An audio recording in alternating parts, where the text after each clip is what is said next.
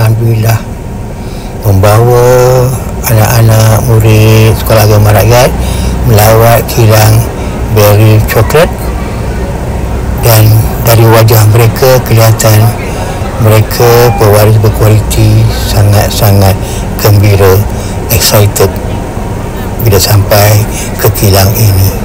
Jom kita.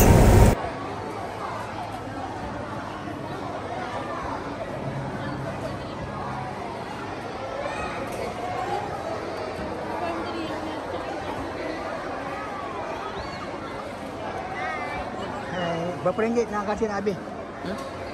Nak habis kat sini berapa ringgit? Belum pasti lagi. Berapa ringgit nak habis kat sini? RM25. Ha? RM25. RM25. Awak?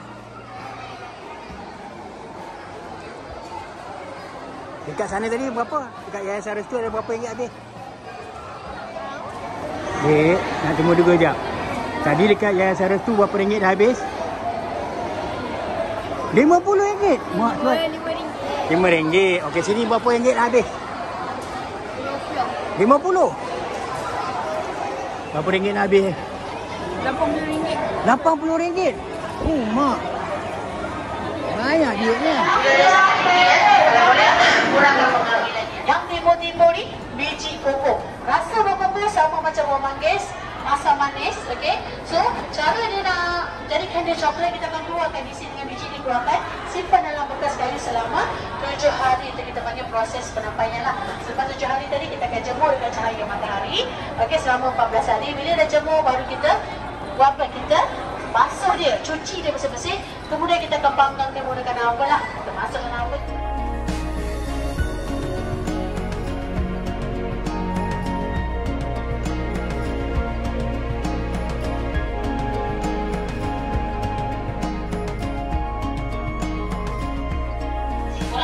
Jadi dua suku kaum, ada suku kaum Maya dan suku kaum Aztec. Buah koko biasanya ditanam dekat tempat suku kaum suku kaum Maya, sebab itu tempat dia subur ya. Untuk suku kaum Aztec tempat dia tanam.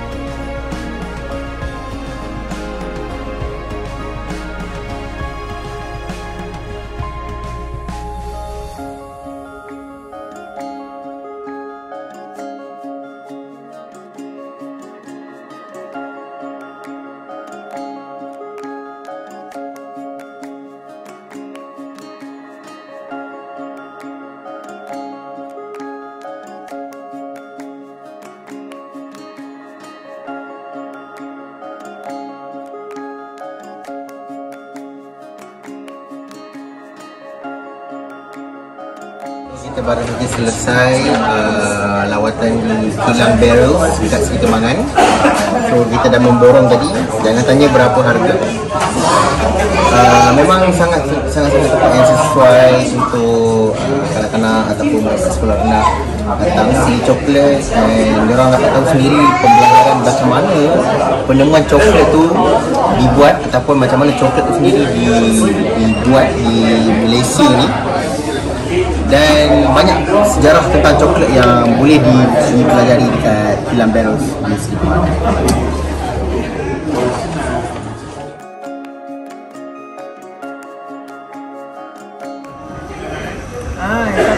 Produk daripada kilang ni adalah milk chocolate white durian filling.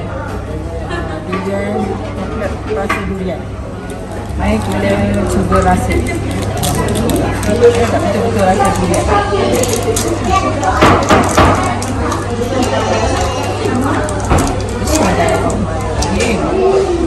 Tengok dulu, tunjuk rupa dia. Ni lah rupa dia. Okey.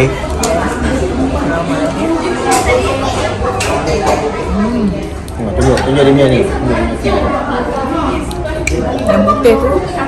Oh, putih tu ayat. Durian. Memang manis lah. Memang rasa durian tu.